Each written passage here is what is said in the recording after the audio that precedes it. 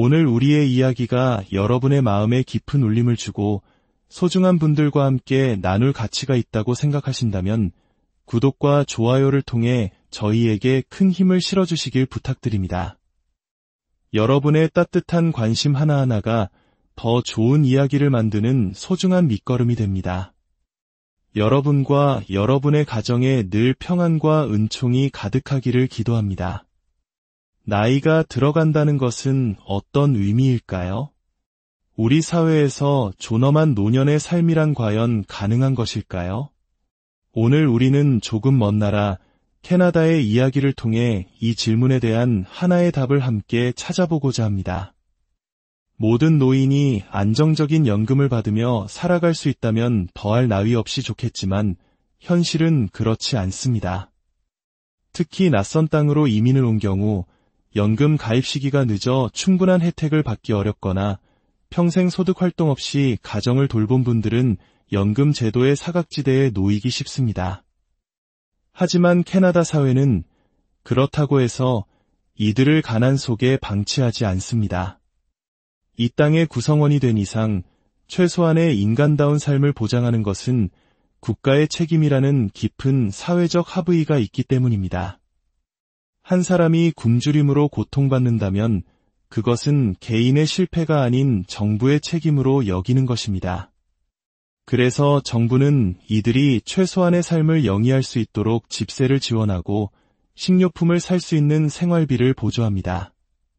캐나다에서는 연금 가입 여부나 납입 기간과 상관없이 65세가 넘은 시민권자나 영주권자에게는 기본적인 노령연금이 지급됩니다. 우리 돈으로 약 60만 원에 해당하는 금액입니다. 물론 늦게 이민을 와서 거주 기간이 10년이 채 되지 않았거나 연소득이 우리 돈으로 약 8천만 원이 넘는 고소득자는 예외가 적용됩니다. 하지만 정부는 이 돈만으로는 한 달을 살아가기 팍팍하다는 현실을 잘 알고 있습니다. 그래서 각종 보조금을 추가로 지원하여 1인 가구 기준으로 매월 최소 1,300달러, 우리 돈으로 약 150만 원 이상의 소득을 보장받도록 합니다. 이것이 끝이 아닙니다. 병원비는 전액 국가가 부담하기에 아파도 돈 걱정을 할 필요가 없습니다. 대중교통 이용 역시 파격적인 혜택이 주어집니다. 1년에 단돈 45달러, 약 5만 원만 내면 1년 내내 어디든 버스를 타고 다닐 수 있습니다. 노년의 삶에서 이동의 자유가 얼마나 중요한지를 보여주는 대목입니다. 어느 한인 이민자 가정의 이야기입니다. 초인종 소리에 손님이 왔나 싶어 문을 열었더니 몸이 불편한 남편의 목욕을 돕기 위해 정부에서 파견된 요양보호사였습니다. 남편은 과거 심장병으로 크게 쓰러진 경험이 있었습니다. 당시 아내였던 유송희 씨는 남편의 병수발만으로도 벅찬 나날을 보내고 있었습니다. 남편의 목욕을 돕는 일, 그리고 그 이전에 남편의 목숨을 살린 수술비를 댄 것 모두 아내가 아닌 캐나다 정부였습니다. 아내는 담담하게 말합니다. 만약 한국에 계속 살았다면 우리 남편은 벌써 이 세상 사람이 아니었을 거예요. 시간은 1997년으로 거슬러 올라갑니다. 대한민국이 IMF 외환위기로 신음하던 바로 그 시절 남편은 트리플 바이패스라는 큰 심장 수술을 받았습니다. 당시 한국에서 이 수술을 받으려면 4천만 원이라는 거금이 필요했습니다. 97년도에 4천만 원은 보통의 가정이 감당하기엔 너무나도 큰 돈이었습니다. 하지만 캐나다에서는 달랐습니다. 수술비는 단 한 푼도 들지 않았습니다. 병원에 오가며 냈던 주차비와 고마운 마음에 의료진에게 선물했던 초콜릿 몇 상자가 비용의 전부였다고 합니다. 40이 훌쩍 넘어 이민 온 이들 부부는 캐나다 사회에 많은 세금을 내지도 못했습니다. 그저 자식들을 건강하게 키워낸 것 말고는 이 사회를 위해 특별히 이룬 것이 없다고 겸손하게 말합니다. 그럼에도 불구하고 이 나라는 두 노인을 세심하게 돌보고 있습니다.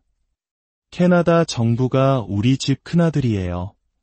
매달 날짜 한 번 어기지 않고 통장으로 꼬박꼬박 용돈을 보내주잖아요.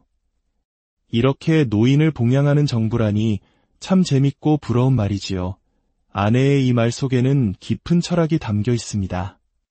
자식을 키운 노인, 성실하게 세금을 낸 노인, 묵묵히 자기 자리를 지켜온 모든 노인은 지금의 캐나다를 만든 주역들입니다. 그들의 삶이 노년에 이르러 불안하지 않도록 국가가 보호하는 것은 과거에 대한 존중이자 예의입니다.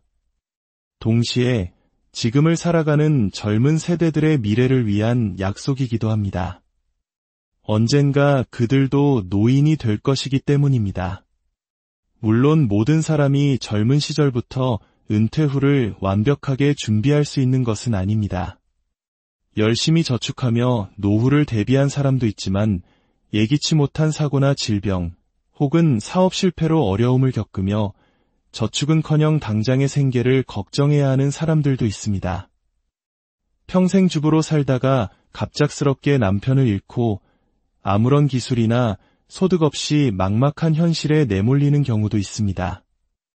캐나다 사회는 바로 이런 사회적 약자들을 국가가 나서서 보호하고 우대해야만 사회 전체가 안정될 수 있다고 믿습니다. 그래서 이들의 삶에 더욱 세심한 신경을 쓰고 있는 것입니다. 밴쿠버 인근의 한 노인 입주시설을 찾아가 보았습니다. 이곳에는 매일 같은 시간 지역 약국의 약사가 방문합니다. 그의 임무는 어르신들이 잊지 않고 제 시간에 약을 챙겨 드실 수 있도록 돕는 것입니다. 특히 거동이 불편하거나 기억력이 약해진 어르신들에게는 이처럼 정기적으로 건강 상태를 확인해주는 전문가의 방문이 무엇보다 중요합니다. 물론 이 모든 서비스 비용은 개인이 부담할 필요 없이 의료보험으로 해결됩니다.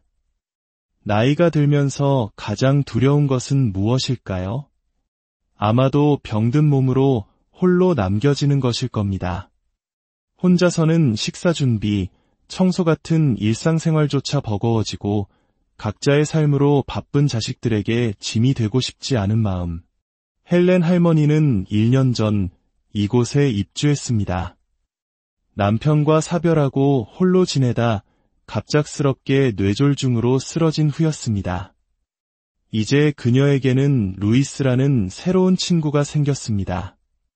함께 이야기를 나누고 시설에서 제공하는 다양한 프로그램에 참여하며 외로움을 달랠 수 있게 되었습니다.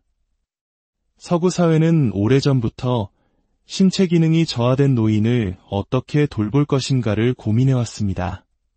그 결과 다양한 형태의 노인 돌봄 시설이 일찍부터 발달했습니다. 우리가 방문한 이 양로원 역시 그러한 고민의 결과물 중 하나입니다.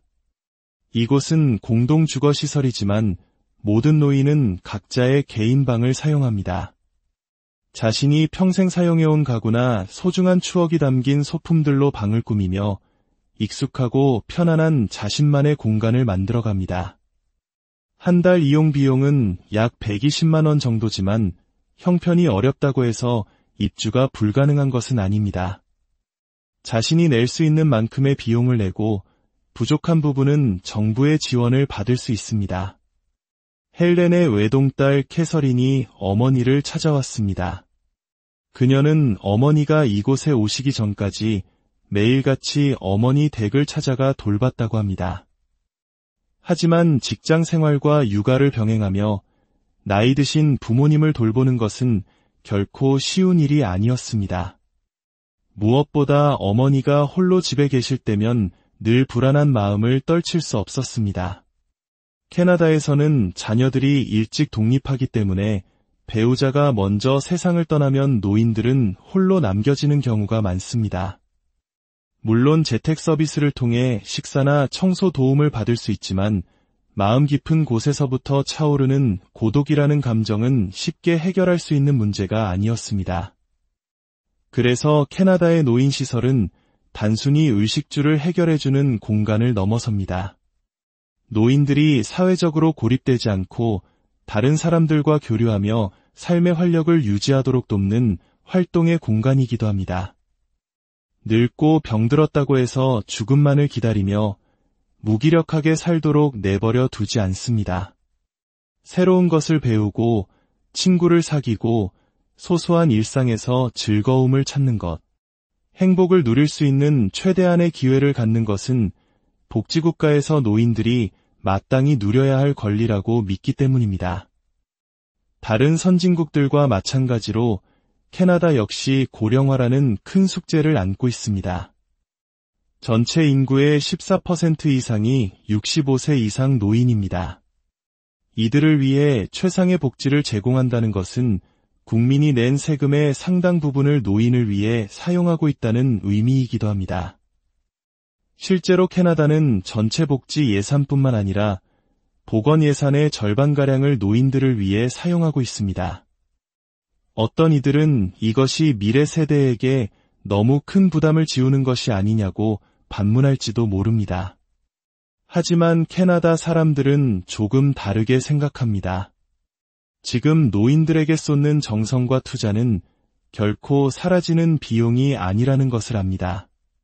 그것은 바로 지금의 젊은 세대, 즉 자신들의 미래 모습에 대한 투자이기 때문입니다. 오늘 우리가 돌보는 노인들의 평온한 모습이 훗날 우리가 맞이하게 될 노년의 자화상임을 믿는 사회. 캐나다의 이야기는 우리에게 질문을 던집니다. 우리는 우리의 부모님 세대를 위해 그리고 언젠가 노인이 될 우리 자신을 위해 어떤 사회를 만들어